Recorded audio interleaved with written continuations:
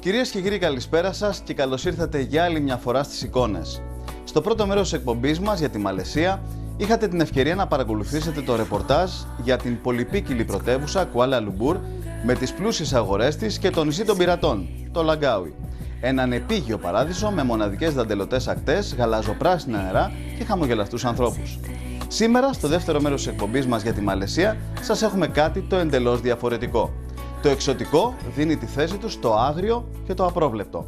Αφήνουμε πίσω μας λοιπόν την πολιτισμένη Μαλαισία και ταξιδεύουμε βαθιά στη ζούγκλα στην περιοχή Ταμάν Νεγκάρα. Εκεί έχουμε την τύχη να συναντήσουμε μια αρχαία φυλή που ζει μόνιμα στο δάσος. Είναι η Orang Asli, ένα μοναδικό ρεπορτάζ που μας γέμισε χιλιάδες εικόνες από την πρωτόγονη ζωή των ηθαγενών της ζούγκλας. Στη συνέχεια ανεβαίνουμε στα υψώματα του Κάμερον για μια εντελώς διαφορετική εμπειρία. Είναι η λόφη του τσαγιού στην καρδιά της Μαλαισίας. Χιλιάδες εκτάσεις για την καλλιέργεια του ροφήματος από Ινδούς Ταμίλ που δουλεύουν 16 ώρες την ημέρα για ένα κομμάτι ψωμί. Πιστέψτε με, είναι μεγάλη εμπειρία να παρακολουθείς τις εργάτριες τους λόφους να ξεπροβάλλουν με τα χρωματιστά τους ρούχα. Είναι σαν αγριολούλουδα του βουνού. Και τέλος θα παρακολουθήσετε ένα μοναδικό ρεπορτάζ με την φυλή των Σαμάι και το χωριό τους που είναι ακριβώς δίπλα στο ποτάμι. Αυτά και άλλα, κυρίες και κύριοι, θα παρακολουθήσετε απόψε στην εκπομπή μας. Τώρα πάμε να δούμε μαζί τα περιεχόμενα και τους τίτλους. Ξεκινάμε.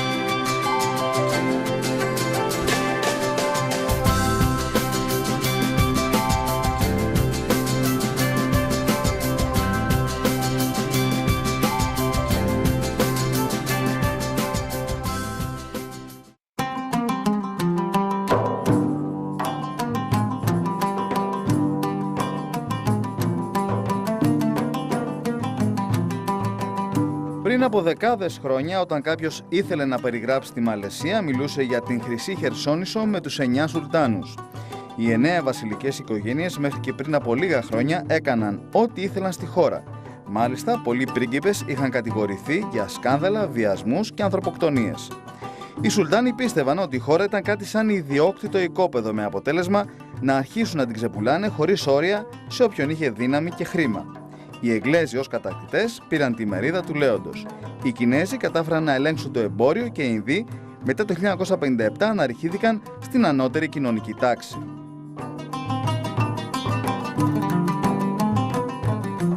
Έτσι, σε αυτή τη χώρα των 22 εκατομμυρίων ψυχών έχουμε ένα μοναδικό παζλ θρησκειών με μουσουλμάνους, βουδιστές, Ινδουιστές και χιλιάδες άθεους των τοπικών φυλών μέσα στα δάση. Εμείς σε λίγο θα γνωρίσουμε τη μικρή πόλη των Ινδών στην Κουάλα Λουμπούρ και στη συνέχεια την φυλή των Orang Asli.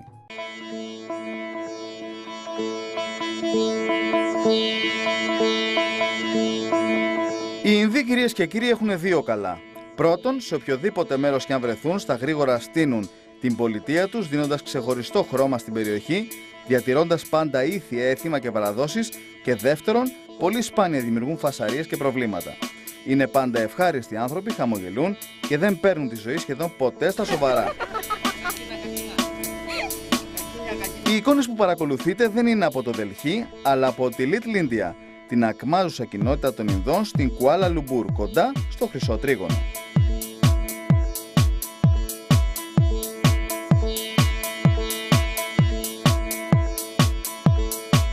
Στην είσοδο της γειτονιάς, γιατί κάπως έτσι μου φάνηκε εμένα, βρήκαμε έναν γητευτή των φιδιών. Κοιτάξτε τι κάνει. Είμαστε στο κέντρο της Κουάλα Λουμπούρ, αυτή είναι η γειτονιά των Ινδών και αυτός ο κύριος εδώ που βλέπετε είναι ο γητευτής των φιδιών.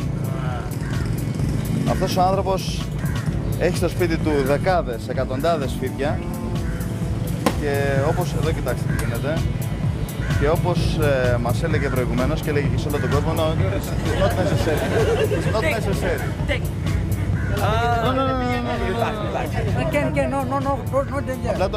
No danger. Baby. 8 months baby. No bite you. Είναι αειδιαστικό, σταμάτα ρε παιδί μου. Είναι εντελώς αειδιαστικό. Εδώ κοιτάξτε την γλώσσα πώς τη βγάζει. Λοιπόν, όπως σας έλεγα προηγουμένως, αυτός ο άνθρωπος είναι ο γητευτής των φιδιών. Μιλάει με τα φίδια. Είναι εξοικειωμένος πάρα πολύ με αυτά τα ερπετά. Και όπως μας έλεγε προηγουμένως και όπως έλεγε και επίσης όλο τον κόσμο. Φύγε από εδώ εσύ. Okay, thank you. Okay, bye. You want cobra?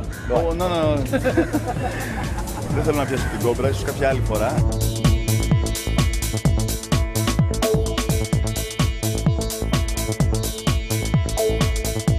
Αφήσαμε τα μάτια μας να περιπλανηθούν σε αυτή τη μικρή αγορά των Ινδών. Όλα τα χρώματα, τα αρώματα και οι γεύσεις στριμώχθηκαν σε αυτόν τον μικρό δρόμο της πρωτεύουσας, φαντάζομαι. Οι γυναίκες με τα πολύχρωμα φορέματά τους περπατούν στους δρόμους ψάχνοντας για υφάσματα και μετάξι. Οι Ινδοί έμποροι κάνουν ό,τι μπορούν για να τις εξυπηρετήσουν και οι πλανώδοι πουλάνε μπουκάλια με διάφορα βότανα σχεδόν για τα πάντα. Αθλητικά, καρδιά, στομάχι και χιλιάδες άλλα.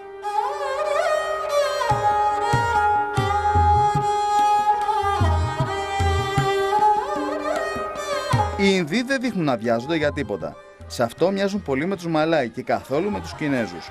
Δείχνουν μάλιστα να μην έχουν άγχος και παρά την ευγένειά τους δεν σκοτώνονται να σε εξυπηρετήσουν. Κάπου σε μια γωνιά του δρόμου συναντήσαμε και έναν παππού 165 ετών. Όταν το ρωτήσαμε πότε γεννήθηκε, μας είπε ότι το έχει ξεχάσει.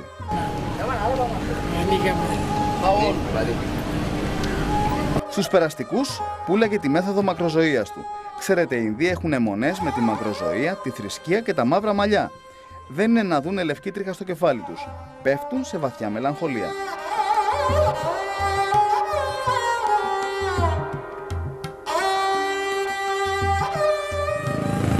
Στο τέλος της μικρής Ινδίας και αφού έχουμε δει όλα τα καταστήματα της περιοχής, φτάνουμε σε αυτόν τον μοναδικό και υπέροχο ναό, τον οποίο μπορείτε να δείτε και εσείς. Τα πλάνα που θα σας δώσει τώρα ο Κώστας Σταχιάτης. Κοιτάξτε λίγο την μοναδική ομορφιά αυτού του ναού. Είναι πραγματικά υπέροχος και θα πρέπει να σας πω σε αυτό το σημείο ότι εδώ στην Κουάλα Λουμπούρ οι Ινδοί έχουν κερδίσει τις εντυπώσεις, τουλάχιστον για εμένα, όσον αφορά την αρχιτεκτονική των ναών τους και το πόσο προσεγμένα έχουν τα πράγματά τους σε αυτήν την πολυεθνική και πολυμορφική πόλη. Κοιτάξτε λοιπόν αυτόν τον μοναδικό ναό, τα σχέδια που έχουν, δεν ξέρω τι ακριβώς σημαίνουν όλα αυτά τα σχέδια που βλέπουμε στην πρόσωψη του ναού, αλλά σίγουρα έχει να κάνει με την ζωή και τον έρωτα, κάτι που παίζει κυρίαρχο ρόλο στην φιλοσοφία των Ινδών.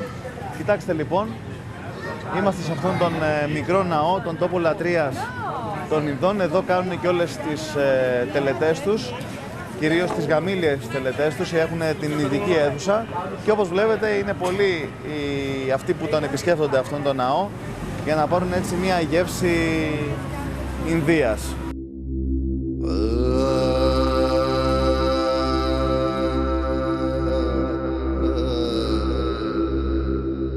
Ετοιμαστήκαμε να μπούμε στο ναό. Πρώτα θα αγοράζαμε γυρλάντες, λουλούδια για προσφορά, αλλά και για να τιμήσουμε το χώρο και ύστερα θα βγάζαμε τα παπούτσια μας όπως κάνουν όλοι οι Ινδουιστές.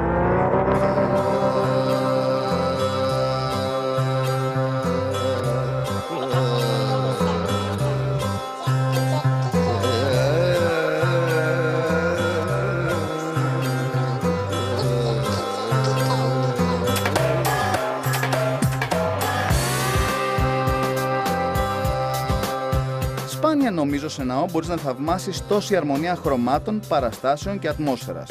Με το που μπήκαμε μέσα νιώσαμε γαλήνη και ηρεμία. Εγώ τουλάχιστον δεν είχα βρεθεί ξανά σε Ινδουιστικό ναό και όλα μου φαινόντουσαν λίγο παράξενα αλλά πολύ όμορφα.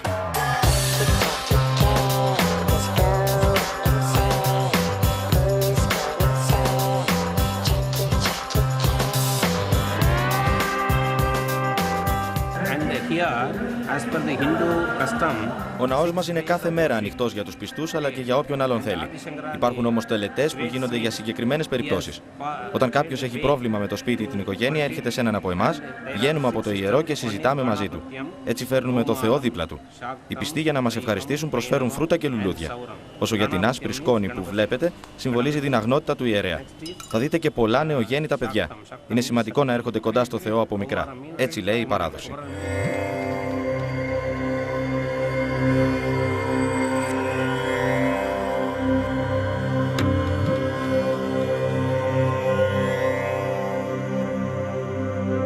Μας άρεσε να παρακολουθούμε την διαδικασία προσευχής. Καταλαβαίναμε ότι στη λατρεία των Ινδουιστών χωρούσε ο μύθος, η αγάπη, ο έρωτας, η τιμωρία, η δικαίωση.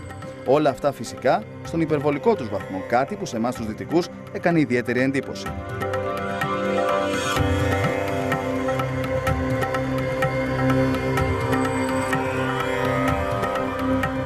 Αυτός εδώ ο νεαρός είναι μόλις 30 ημερών και ήρθε στο ναό για να πάρει την πρώτη ευχή όπως συνηθίζουν οι Ινδοί να κάνουν. Είναι ένας συμπαθέστατος μπόμπυρας και εδώ βλέπετε όλο το σόι, τη μητέρα του, τη γιαγιά του, τον μπαμπά του. Με αυτό το ρεπορτάζ για την κοινότητα των Ινδών έκλεινε ο κύκλος των λαών της Μαλαισίας. Μιλώντας κυρίες και κύριοι με όλους αυτούς τους ανθρώπους, τους Μαλάι, τους Κινέζους, τους Ινδούς, νιώθω βαθιά μέσα μου ότι τελικά αυτή η ποικιλία είναι πραγματικά το άρωμα ζωής στη Μαλαισία. Και αυτό, ξέρετε, δεν έχει να κάνει μόνο με τους κατοίκους αυτής της χώρας που έχουν καταφέρει να αφήσουν έξω από τη ζωή τους το θρησκευτικό φανατισμό, το μίσος και τη διαφορά στο χρώμα του δέρματος. Έχει να κάνει κυρίως με την ίδια τη γεωγραφική θέση της Μαλαισίας. Για να καταλάβετε, η φυσική ομορφιά δεν περιορίζεται μόνο στις μαγευτικές παραλίες, τα νησιά με τις κοκοφίνικες και τη Λευκή Άμμο. Λόφοι, βουνά, δάση, ζούγκλες, ποτάμια και μοναδικοί καταράκτες χαρακτηρίζουν τα γραφικά τοπία στην ενδοχώρα της Χερσονήσου. Όλες λοιπόν αυτές οι ανεξερεύνητες ομορφιές έρχονται σε ευχάριστη αντίθεση, τόσο σε σχέση με τις μεγάλες πόλεις, όσο και με τα γνωστά τουριστικά θέρετρα. Έτσι λοιπόν το τοπίο και η ενδοχώρα δείχνουν τη γλυκιά αντίθεση που με τη συμμετοχή όμως του λαού έρχεται σε αρμονία και σύνθεση. Έχω την εντύπωση μάλιστα πως σπάνια τόσοι λαοί κατάφεραν να επιβιώσουν σε τόσο διαφορετικό περιβάλλον. Κάποιοι λένε πως πρόκειται για θαύμα όλων των θεών που στέκονται πάνω από την Χρυσή Χερσόνησο για να την προστατεύσουν και να την προφυλάξουν από την αρνητική ενέργεια. Οι μέρες όμως περνούσαν και ο χρόνος μας πληγώστευε. Είχε έρθει η ώρα να εγκαταλείψουμε την Κουάλα Λουμπούρ για να ταξιδέψουμε στη ζούγκλα και να γνωρίσουμε τους ανθρώπους του δάσους, τους πρώτους ηθαγενείς της Μαλαισίας. Είναι οι φίλοι των Οραν Κάσλι.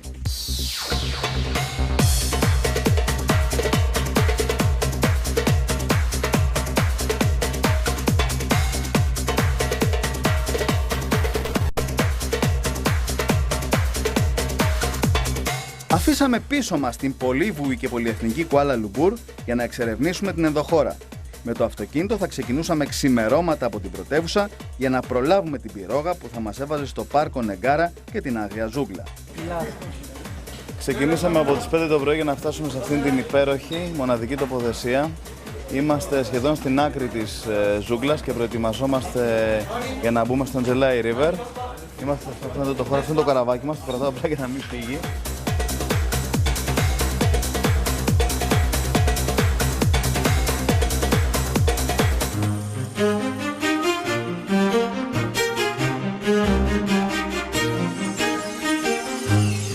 Η μακρόστενη βάρκα μας αρχίζει να ανεβαίνει ανάποδα το ποτάμι.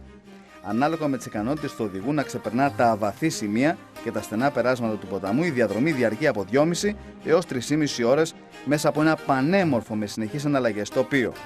Προορισμός μας ένα συγκρότημα δωματίων στη μέση σχεδόν της ζούγκλας.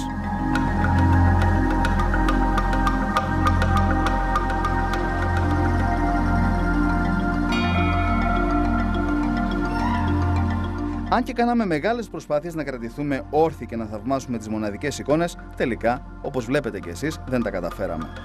Κουρασμένοι αφεθήκαμε στη δροσιά του ποταμού και στο απαλό κούνημα της βάρκας. Όταν φτάσαμε πια στον Ξενώνα ήταν μεσημέρι. Τακτοποιηθήκαμε με τις βαλίτσες και τα μηχανήματα και δώσαμε ραντεβού με τον οδηγό στις 4 το απόγευμα.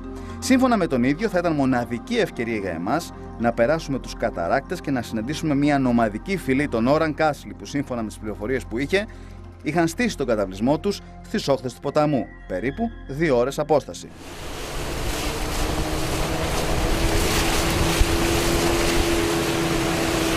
Ο οδηγός του ταχύπλοου, ο Θεός να το κάνει τέτοιο, το περνούσε με μεγάλη επιδεξιότητα και ταχύτητα ανάμεσα από τα εμπόδια και τα στενά. Οι εικόνες κυλάνε πολύ γρήγορα μπροστά από τα μάτια μας. Ανυπομονούμε για τη στιγμή που θα συνεχίσουμε πεζοί στην τροπική βλάστηση και η στιγμή, κυρίες και κύριοι, όπως βλέπετε, δεν άργησε να φανεί. Είχαμε φτάσει.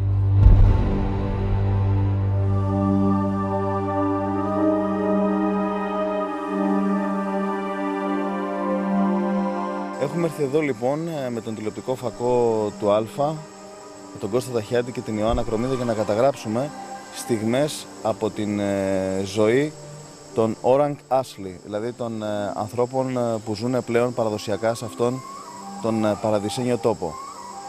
Αυτοί είναι οι τελευταίοι των Μοϊκανών, θα μπορούσαμε να τους χαρακτηρίσουμε κάπως έτσι. Είναι περίπου 80.000 σε όλη την περιοχή του πάρκου, ελάχιστος μπορούμε να επισκεφθούμε και εμείς.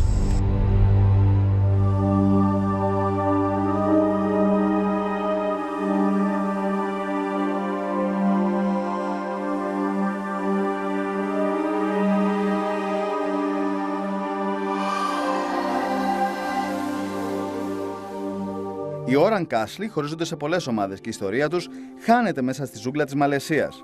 Οι πρώτοι της φυλής άρχισαν να κατεβαίνουν από την νοτιοδυτική Κίνα 10.000 χρόνια πριν.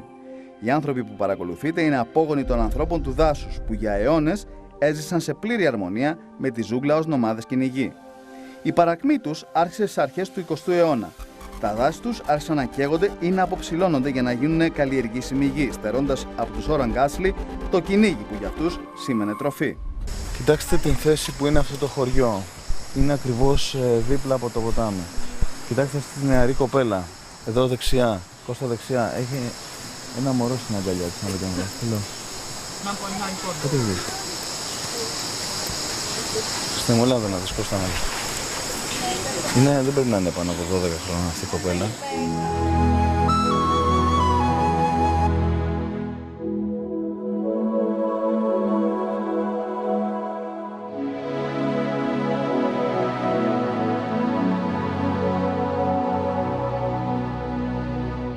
Από τους εκατοντάδες χιλιάδες αυτής της φυλής απομένουν πια μερικές χιλιάδες που ζουν μέσα στα δάση. Είναι σχεδόν βέβαιο ότι τα επόμενα 20 χρόνια ή θα έχουν αφομοιωθεί από τους άλλους πληθυσμούς ή θα έχουν εξαφανιστεί. Θα τους θυμόμαστε αυτούς και κάποιους άλλους μόνο από τους μύθους και τις ιστορίες για τα μυστικά της ζούγκλας που μόνο αυτοί οι ηθαγενείς στην εποχή τους θα ανακάλυπταν.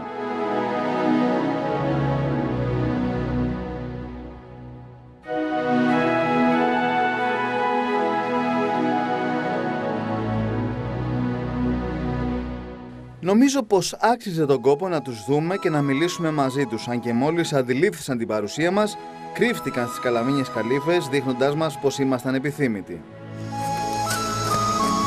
Όπως έχετε καταλάβει, δεν είναι καθόλου εύκολο να πλησιάσει κάποιος αυτούς τους ανθρώπους. Μετά από πάρα πολλή προσπάθεια μπορούν να σε πλησιάσουν και να μην φοβούνται την παρουσία σου μέσα στον χώρο τους, στο χωριό τους. Δεν είναι συνηθισμένοι στους ξένους και πολύ περισσότερο βεβαίως στα παιδιά.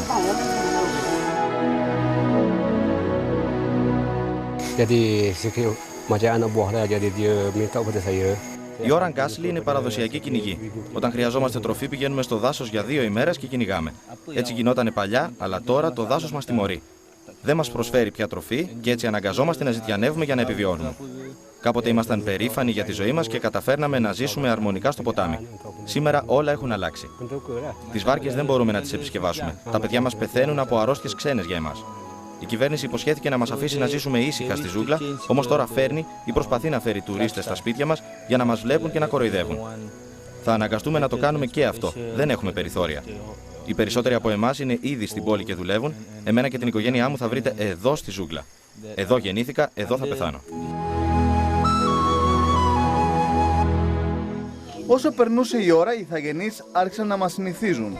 Είχαμε μείνει αρκετή ώρα μακριά τους για να μην νιώσουν εισβολή στον καταβλισμό. Με τη βοήθεια του αρχηγού καταφέραμε να τους πλησιάσουμε και να τους μιλήσουμε. Σε μια γωνιά βρήκαμε τον Αχέμπ. Έφτιαχνε τη σκεπή για την καλύβα του. Μερικά φύλλα μπανανιάς, πλεγμένα αριστοτεχνικά και αυτό ήταν όλο. Στη ζούγκλα άλλωστε, όπως μας είπαν, η δουλειά δεν σταματάει ποτέ. Με μόνα εργαλεία τα χέρια, σε λίγο η αυτοσχέδια οικοδομή θα προφύλασε τον ίδιο και την οικογένειά του από τον άνεμο και τη βροχή.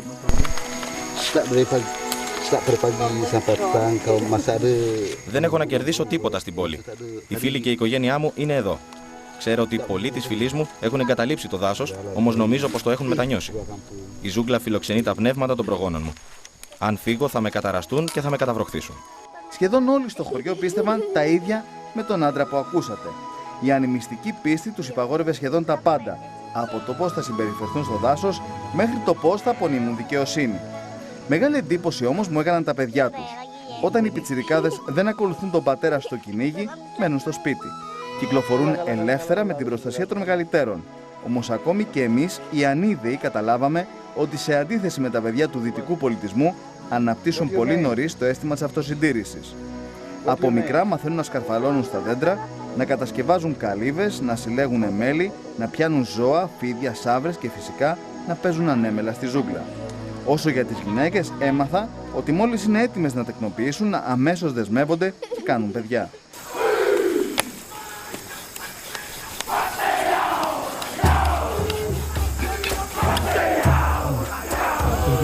Οι Όραν Κάσλι ζουν ακριβώς όπως τους βλέπετε, σε μικρές ομάδες των 20 ατόμων. Έμαθα ότι γνωρίζουν άριστα τις θεραπευτικές ιδιότητες των φυτών και των ριζών της ζούγκλας. Μείναμε μαζί τους για μερικές ώρες μέχρι τη στιγμή που το σκοτάδι έπεσε απότομα στη ζούγκλα. Παράξενες κραυγές και ήχοι ακούγονταν πίσω από τις αυτοσχέδιες καλύβες. Το φως των κεριών απάλυνε τα χαρακτηριστικά των προσώπων και όλοι κάθονται στις καλύβες για να μοιραστούν το ελάχιστο φαγητό. Σιγά σιγά όμως πρέπει να σηκωθούμε. Chief. Thank you. Δεν συνηθίζεται να δίνουν το χέρι. Απαγορεύεται να αγγίζουν ο ένας τον άλλον. Αυτός εδώ ο άνθρωπος μας έβαλε στο χωριό του, μας άφησε να καταγράψουμε μερικές από τις στιγμές της ζωής τους. Εμείς πρέπει να πηγαίνουμε τώρα σιγά σιγά. Πιστεύω να πήρατε μαζί με μας έτσι μια δυνατή γεύση από αυτήν τη διαφορετική ζωή των ανθρώπων. Φυσικά είναι πάρα πολύ δύσκολο να σας εξηγήσω τον χώρο που βρισκόμαστε. Είμαστε στη μέση της ζούγκλας και φυσικά είναι πάρα πολύ δύσκολο επίσης να σας εξηγήσω πώς βλέπω αυτούς τους ανθρώπους μέσα στα μάτια και πόσο ξένους μας αισθάνονται εμάς τους δυτικούς με αυτά τα ρούχα, με αυτές τις μηχανές, τους τηλεοπτικούς φακούς, τα μικρόφωνα. Είμαστε πάρα πολύ ξένοι για αυτούς και πιστεύω ότι δεν έχουμε θέση εδώ στην καρδιά αυτών των ανθρώπων και θα μας το δείχνουν με όλους τους τρόπους. Παρ' όλα αυτά όμως καταφέραμε έστω και για ελάχιστες ώρες να σας δώσουμε έτσι μερικές σημαντικές εικόνες. Πάμε.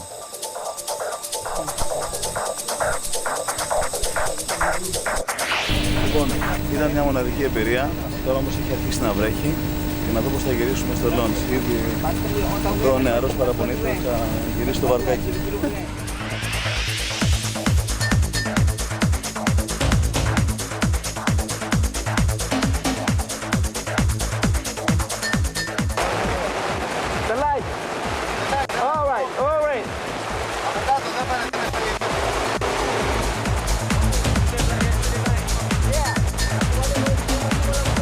Κλείσαμε τις κάμερες και κάναμε την προσευχή μας. 3 ώρες κάναμε να βγούμε από το ποτάμι. Κάποια στιγμή φτάσαμε στον Ξενώνα. Τώρα να δούμε αν θα κάποια μπορεί να μιλήσει στο βέλα. It's dangerous, all this? Yes. It's too dangerous? Yes. Ήταν μια πραγματική περιπέτεια, αλλά αυτός εδώ τα κατάφερε μια χαρά και μας έβγαλε shows μέσα από το ποτάμι με αυτήν εδώ την τρομερή καταιγίδα. Πλάνο δεν μπορούσαμε να είχαμε μέσα από την φοβερή αυτή καταιγίδα, αλλά τελικά καταφέραμε και το φέραμε το σκάφο. Όταν είδαμε τα πλάνα παρατηρήσαμε πόσο χαρούμενοι ήμασταν με την εξέλιξη των γεγονότων. Γελάσαμε σαν παιδιά. Ο οδηγός μου έλεγε και ξαναέλεγε ότι το πνεύμα του δάσους μας βοήθησε να βγούμε από την καταιγίδα. Δεν θα σας πω αν τον πίστεψα ή όχι. Η αλήθεια πάντως είναι πως και ο Κώστας και η Ιωάννα και εγώ θα κάνουμε πολλά χρόνια να ξεχάσουμε την μέρα εκείνη. Την ημέρα που επισκεφτήκαμε τους ανθρώπους του δάσους και που κινδυνέψαμε να πνιγούμε στη ζούγκλα του Νεγκάρα.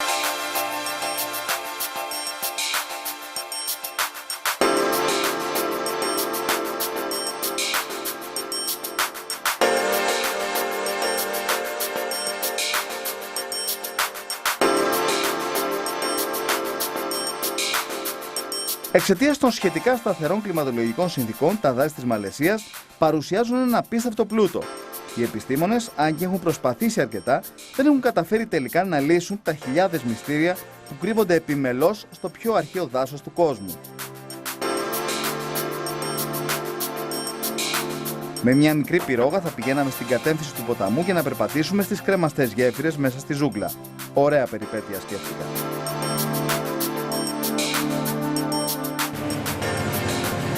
Χθες το βράδυ έβρεχε συνέχεια και γι' αυτό το λόγο το ποτάμι έχει φουσκώσει, έχει ανέβει το επίπεδο του, η στάθμη του και εμείς ξεκινήσαμε σήμερα πρωί-πρωί, με το που βγήκε ο ήλιος δηλαδή, για να πάμε για περπάτημα στη ζούγκλα. Λένε πως θα δούμε μεγάλες γέφυρες και θα περπατήσουμε πάνω από τα δέντρα. Πάμε να το δούμε.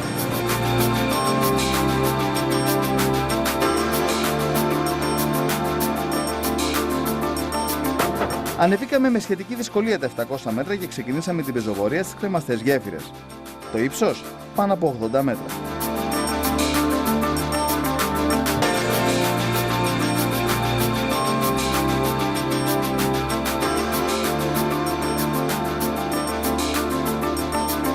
Εγώ σας είπα πως θα περπατήσουμε πάνω από τα δέντρα. Θέλω να μην πιστέψατε. Βέβαια κάποια δέντρα είναι πιο ψηλά ακόμη και από τη γέφυρα. Είναι μοναδική η αίσθηση, κυρίες και κύριοι, να περπατάς σε ένα τροπικό δάσος 130 εκατομμυρίων ετών. Είναι το πιο παλιό τροπικό δάσος σε όλο τον κόσμο, πιο παλιό και από τον Αμαζόνιο. Και η εικόνα βέβαια είναι μοναδική. Κάνουμε ένα γύρο να δούμε τι βλέπουμε. Αυτό εδώ είναι κάτι σαν παρατηρητήριο. Μπορείς να παρατηρήσεις και τον ποταμό, αλλά και όλο το τροπικό δάσος.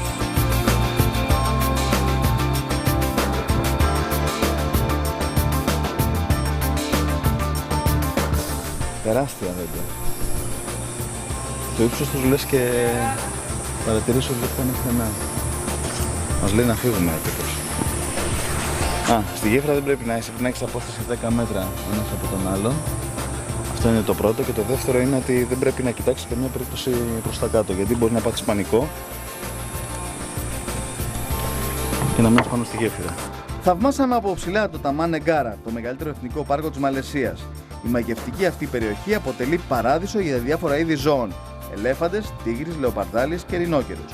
Σήμερα είναι σπάνιο να δει κανείς κάτι πέρα από φίδια, πιθήκους, σαύρες και σίγουρα χιλιάδες έντομα.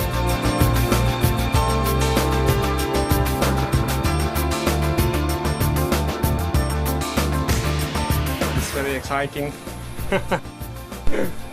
Ορίστε, ο κόσμος σου ήξε και σε έλα εδώ να σου πω, έλα εδώ εσύ. Φοβήθηκες? Πάρα πολύ. Δεν το ξανακάνω ποτέ. Ορίστε, θα παρατηθείς πάλι? Όχι, όταν τελειώνει δεν βαρετούμε. Στη διάρκεια βαρετούμε. Εσύ φοβήθηκες? Καθόλου. Ψέματα λέει. Πάμε. Το βράδυ όμως θα κάναμε πεζοπορία στη ζούγκλα, κυρίως για την εμπειρία του βραδινού περιπάτου.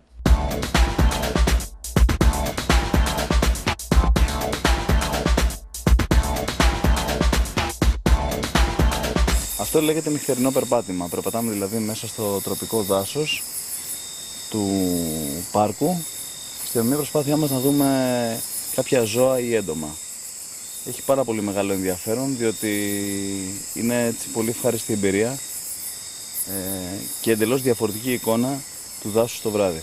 Πάμε όμως μαζί με τον οδηγό μας, ο οποίος είναι μπροστά και ο οποίος θα μας κατευθύνει.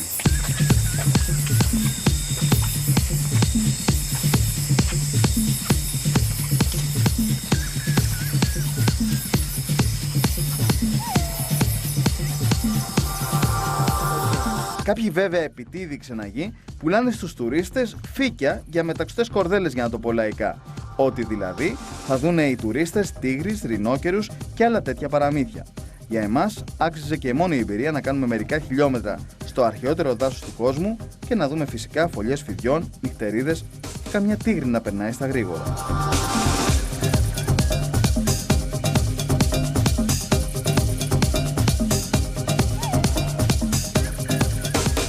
Σε όλη την πορεία δεν ήταν δύσκολο να καταλάβουμε ότι η ζούγκλα του πάρκου ήταν τόσο πυκνή που μπορεί να περάσεις δίπλα από ένα ζώο και να μην το ξέρεις. Το μόνο που καταλαβαίνεις είναι τα τσιμπήματα των κουνουπιών και οι βδέλες. Μια βδέλα. Ήρθα το πόδι. Δεν θα πάθω τίποτα. Τώρα δεν έχει ανάγκη.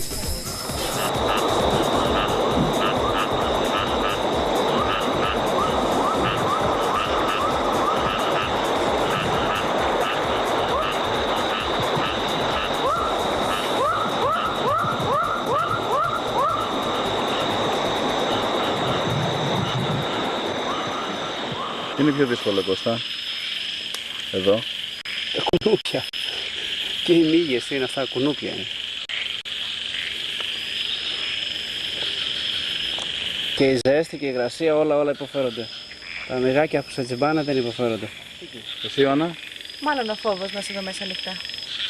Είναι το χειρότερο. Που δεν ξεπερνιέται. Τα μυγάκια υποφέρονται για μένα. Τι φοβάσαι δηλαδή? Ότι μπορεί να βγει οτιδήποτε μέσα στα δέντρα. Σαν τι? Τα πράσινα φίδια που μας λένε. Ναι. Όταν ολοκληρώσαμε την πορεία στο δάσος, νιώσαμε πόσο μεγάλη αποζημίωση είναι για κάποιον να βαδίζει σε έναν τόπο τόσο παρθένο και όμορφο.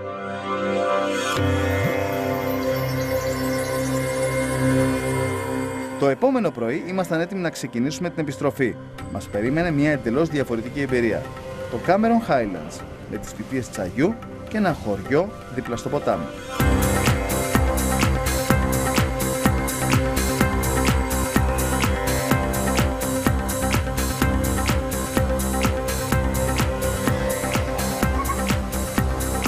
Εφτά ώρες έχει διαφορά το ταξίδι από το Ταμάν Νεγκάρα μέχρι τα υψίπεδα του Κάμερον. Διασχίσαμε με το βαν σχεδόν τη μισή χώρα. Όσο απομακρυνόμασταν από τις μεγάλες πόλεις, τόσο ανακαλύπταμε την παραδοσιακή μορφή αυτής της χώρας. Πράσινο παντού και από το πουθενά να ξεπροβάλλουν χωριουδάκια με σπίτια και καλύβες.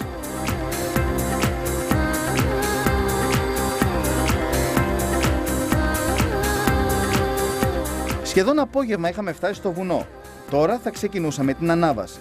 1.800 στροφές μέχρι την πόλη σε υψόμετρο 1.900 μέτρων. Άρχισα να καταλαβαίνω σιγά σιγά γιατί οι Βρετανοί κατακτητές λάτρεψαν αυτό το μέρος. Ήπιο κλίμα, βλάστηση πλούσια και πυκνή, τοπίο με άγρια λουλούδια και φυσικά δεκάδες λόφοι και βουνά. Επιτέλους κάποια στιγμή φτάσαμε στην πόλη. Ο πληθυσμός εδώ κυρίως Ινδοί Ταμίλ. Θα τα βλέπαμε όλα, όμως το επόμενο πρωινό. Ήμασταν πτώματα. Το ρεπορτάζ θα μπορούσε να περιμένει λίγες ώρες.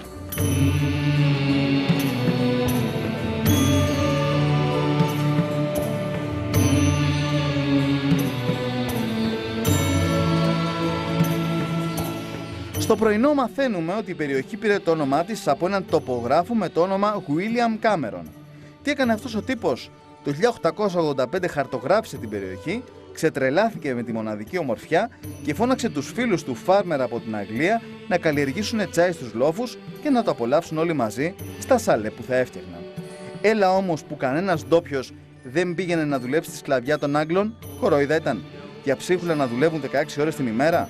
Έτσι οι παμπώνηροι Εγγλέζοι έφεραν Ινδούς για τα χωράφια ως σκλάβους στην αρχή. Γιατί μετά απέκτησαν την ελευθερία τους και με τη σειρά τους έφερναν συγγενείς και φίλους από την Ινδία για να δουλέψουν και να γλιτώσουν από την πείνα της χώρας τους.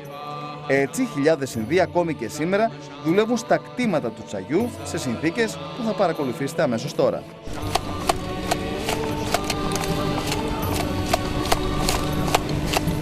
Είναι πραγματικά αξέχαστη εμπειρία να παρακολουθεί συλλέκτριες και συλλέκτες τσαγιού να δουλεύουν.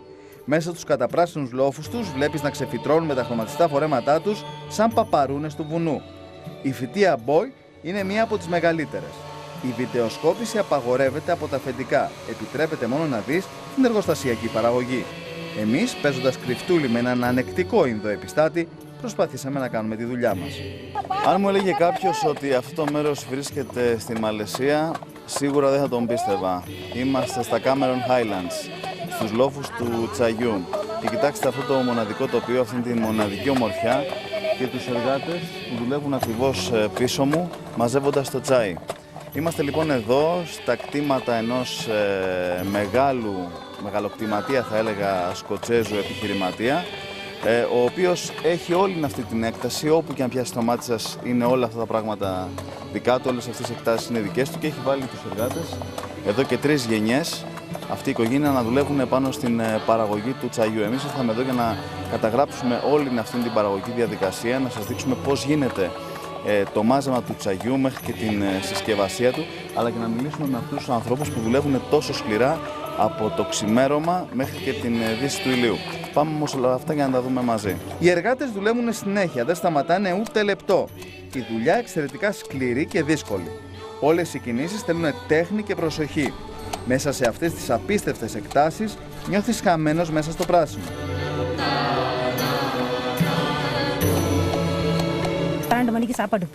Δουλεύω 35 χρόνια εδώ στους λόφους. Ξεκινάω το ξημέρωμα και όσο πιο πολλά κιλά μαζέψω, τόσα χρήματα θα πάρω. Πληρωνόμαστε με το κιλό όλοι όσοι δουλεύουμε στα κτήματα. Δεν έχουμε παράπονο. Στην Ινδία δεν υπήρχαν δουλειές. Εδώ έχω σπίτι, φαγητό και τα παιδιά μαζί μου. Όλοι δουλεύουμε στο τσάι. Όλο το χωριό μου το έφερα εδώ στα υψώματα. Τώρα τελευταία έχουν φέρει και μηχανές που κλαδεύουν. Νόμιζαν ότι θα μας πάρουν τη δουλειά. Όμως κατάλαβαν γρήγορα ότι τη δουλειά που κάνουν τα έμπειρα χέρια μας δεν την κάνουν τα μηχανήματα. Με τη συμπαθέστατη κυρία προσπαθήσαμε να καταλάβουμε πόσο κοπιαστική είναι η δουλειά τους. Με βοήθησαν στα γρήγορα να βάλω το καλάθι και να χειρίζομαι το ψαλίδι χωρίς να κάνω ζημιές. Λοιπόν, τώρα θα σας δείξω για ελάχιστα λεπτά πώς γίνεται αυτή η σκληρή δουλειά του μαζέματος του τσαγιού. Can I take it? Okay. Λοιπόν, μάμα, tell me.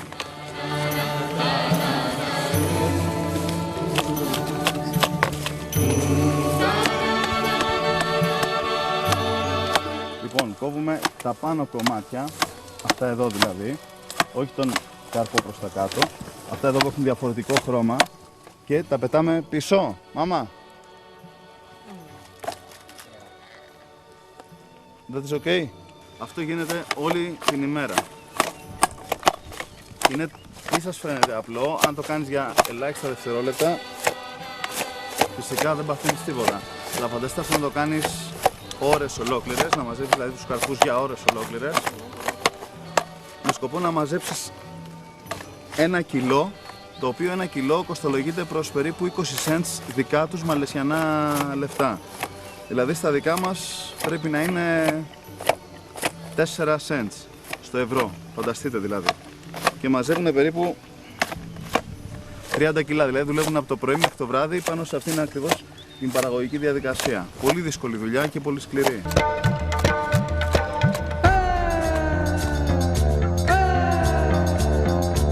Μάθαμε ότι το πρώτο τσάι φυτεύτηκε στην περιοχή του 1926.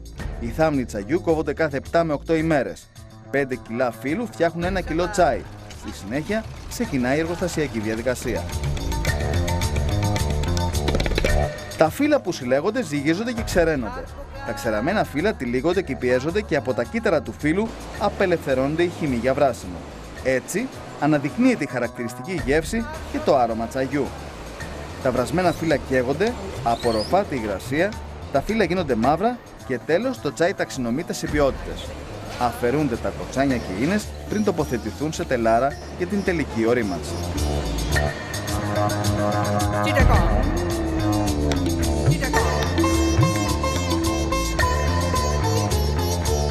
Είχατε την ευκαιρία να παρακολουθήσετε όλη την παραγωγική διαδικασία του τσαγιού από τους εργάτες που το μαζεύουν πάνω στους λόφους του Cameron μέχρι εδώ, μέχρι την τελευταία παραγωγική αλυσίδα, όπου η Ένιμ μας δίνει το τελικό προϊόν. Και είναι αυτό εδώ το τελικό προϊόν, κυρίες και κύριοι. Μακάρι να μπορούσα να σας μεταφέρω το φίνο άρωμα του τσαγιού, είναι πραγματικά υπέροχο. Μετά από εδώ λοιπόν, το τσάι συσκευάζεται σε αυτά εδώ τα φακελάκια από τους λόφους του Cameron και στη συνέχεια καταναλώνεται. Και ξέρετε, είναι πολύ μεγάλη τύχη να μπορείς να απολαμβάνεις ένα τσάι στα βουνά του Κάμερον κατευθείαν από το τελικό προϊόν. Στα Κάμερον είχαμε και την τύχη να βρεθούμε στη μοναδική ανοιχτή αγορά με όλες τις φρέσκες μυρωδιές να τρυπάνε τα ρουθούνια μας.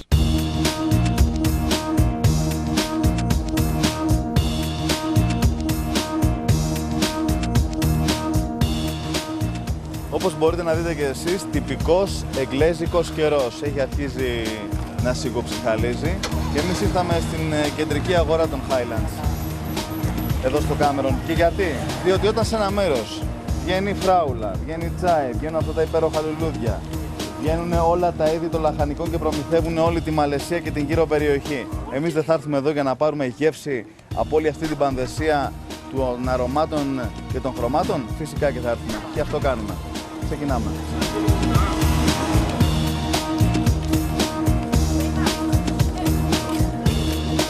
How much? 6 ringgit. Λοιπόν, €1 και κάτι κάνουν αυτές τις φραουλίτσες. Έτοιμες για φάγωμα κατευθείαν από τη φάρμα.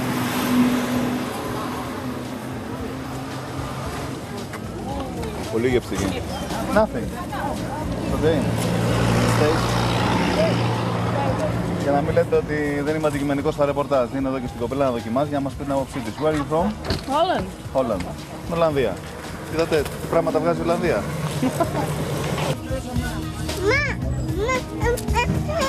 Έτσι για να πάρουμε ένα κουτάκι. Η κυρία πήρε 15 κουτάκια με 20. Μας έκλεψε ο απαντεώνα.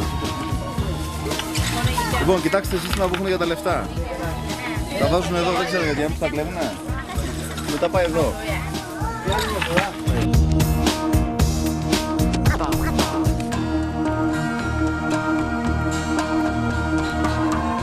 Κοιτάξτε, υπέροχα λουλούδια.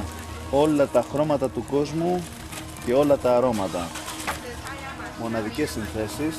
Και πρέπει να ξέρετε ότι εδώ τα Κάμερον θυμίζονται για την εξαγωγή λουλουδιών σε όλο τον κόσμο. Κοιτάξτε τώρα και αυτό. 50 cents τα τριαντάφυλλα. Δηλαδή 10 cents στο ευρώ το ένα. Έτσι, μπορείτε να χαρίσετε όχι μια ντουζίνα, 20 ντουζίνες. Αφήσαμε πίσω μας την ευχάριστη και εξωτική αγορά των βουνών, γιατί είχε έρθει η ώρα να συναντήσουμε έναν 80χρονο παππού της φυλής των Σαμάι. Μια κοινότητα ηθαγενών που ζούσε στο Κάμερον πριν τους ντόπιους Μαλάι και τον Ισλαμισμό.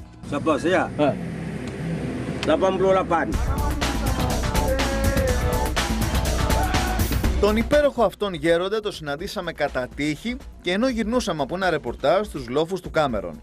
Καθότανε στην άκρη του δρόμου και σκάλιζε με μοναδική τέχνη τις άκρες ενός ξύλου. Τον πλησιάσαμε με ιδιαίτερη προσοχή και σεβασμό και τον παρακολουθήσαμε για λίγο.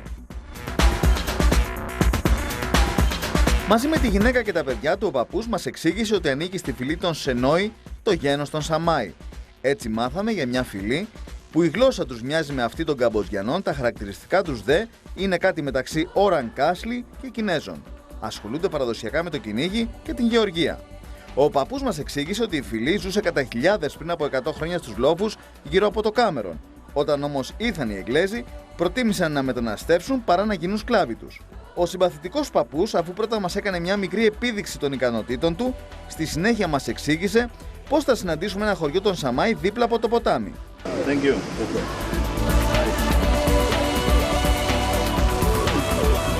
Περάσαμε όλες τις πόλεις και αρχίσαμε να διασχίζουμε τη ζούγκλα. Στα 50 χιλιόμετρα, μέσα από ένα δεδαλώδες οδικό δίκτυο, αρχίσαμε να βλέπουμε ηθαγενείς να περπατούν για να φτάσουν άραγε πού, σκεφτήκαμε. Ήταν οι πρώτοι Σαμάι που με τα πόδια διανύουν αποστάσεις 50, 60 ή και 100 χιλιόμετρων ημερησίως. Ήμασταν σε καλό δρόμο. Κάποια στιγμή φτάσαμε στον προορισμό μας.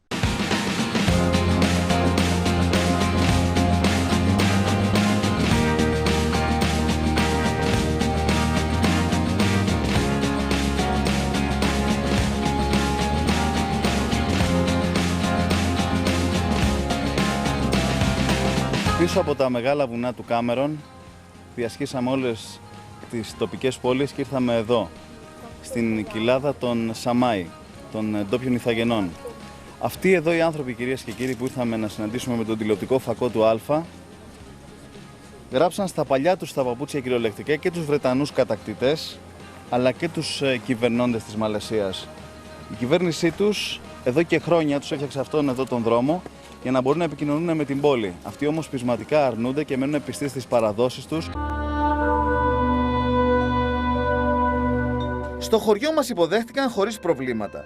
Σε αυτές τις περιπτώσεις, πριν κάνεις οτιδήποτε, πρέπει πρώτα να ζητήσεις την άδεια του αρχηγού ή του γυρεότερου.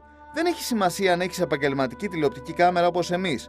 Ακόμη και φωτογραφική μηχανή μιας χρήσεως να έχεις, καλό είναι να ζητάς την άδειά τους για την επίσκεψη στο χώρο τους. Οι Σαμάι είναι καλόκαρδοι άνθρωποι και πολύ περήφανοι. Περπατώντας μέσα στο χωριό, αισθάνθηκα πολύ όμορφα με όλη αυτή την πρωτόγονη γοητεία των καλυβιών και των ανθρώπων.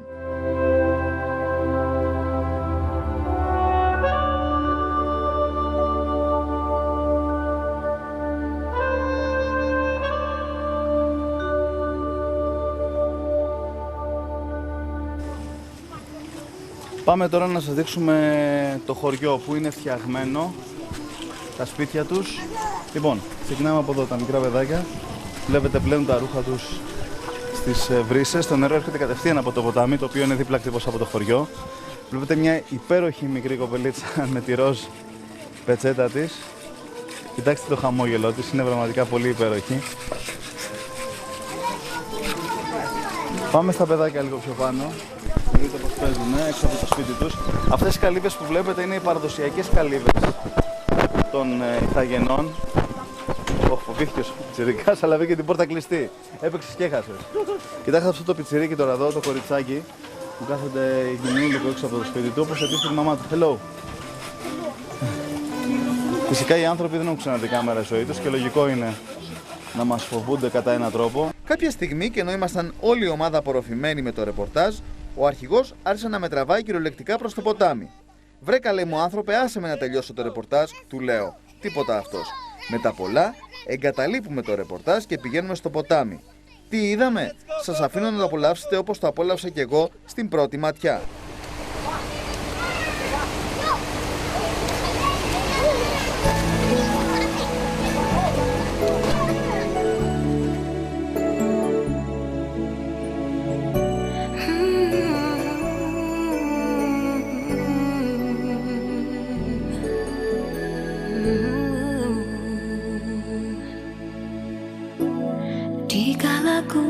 Kesepian dihanyut ombak dan resah, kau mengobati kerinduan.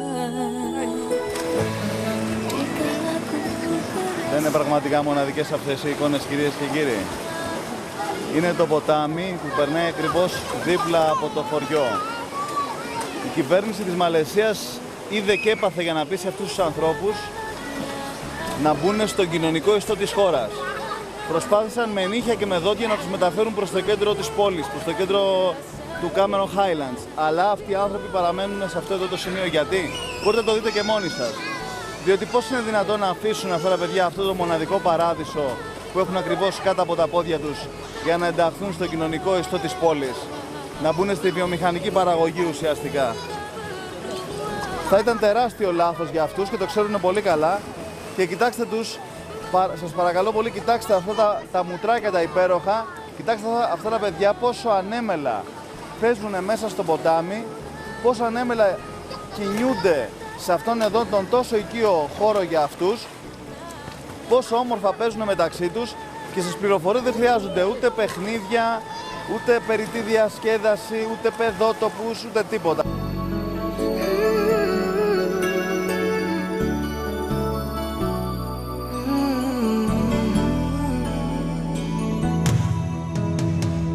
Αργότερα και μετά από όλο αυτό το παιχνίδι, ανεβήκαμε και πάλι στο χωριό για να μπούμε σε μια καλύβα. Ήταν η ώρα του δείπνου. Θέλω να σας μεταφέρω λίγο την εικόνα του σπιτιού. Είμαστε στο σπίτι λοιπόν μιας οικογένειας, τοπικής οικογένειας, και αυτή τη στιγμή είναι μεσημέρι και μαγειρεύουν. Κοιτάξτε το λιτό φαγητό τους. Θα ήθελα να σας περιγράψω λίγο το σπίτι. Είναι σπίτι παραδοσιακό από καλάμια. Θα γυρίσει τώρα ο Κώστας και θα δείτε γύρω-γύρω όσο μπορούμε να σας δείξουμε. Αυτή είναι η σκεπή του σπιτιού, από άχυρο πλεγμένο φαντάζομαι, και καλάμι. Εδώ πέρα σε αυτό το σπίτι που βλέπετε μένουν περίπου, βλέπω, 3, 4, 5, 6 γυναίκες, 2-3 μικρά παιδιά και φαντάζομαι και θα μένουν και κάποιοι από τους μεγάλους. Το φαγητό ήταν νόστιμο και καλομαγειρεμένο. Όπως φυσικά παρατηρήσατε για αυτούς τους ανθρώπους, το σημαντικό είναι να συγκεντρωθεί όλη η οικογένεια στο τραπέζι ή αν θέλετε στην καλαμένια βάση του σπιτιού. Ελάχιστα θα τους νιάξουν οι σύγχρονες ανέσεις. Μάλλον το απολαμβάνουν περισσότερο από εμάς.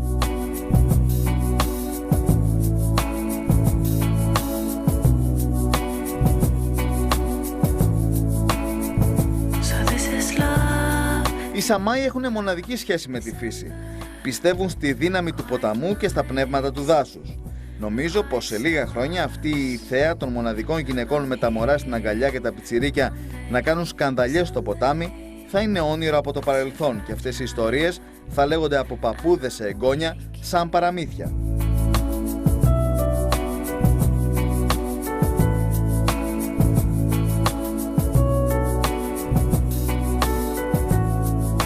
Κάπου εδώ όμως, κυρίες και κύριοι, οι εικόνες φτάνουν σιγά σιγά στο τέλος τους.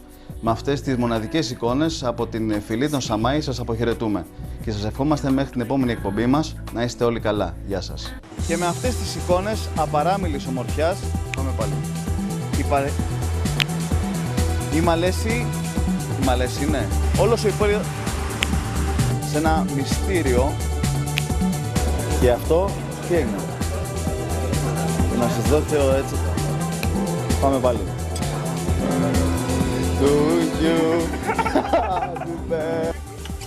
Λοιπόν, κοιτάξτε το σύστημα που έχουν για τα λεφτά. Θα δώσουν εδώ, δεν ξέρω γιατί, θα κλέβουνε. Μετά πάει εδώ. Εδώ. Sorry.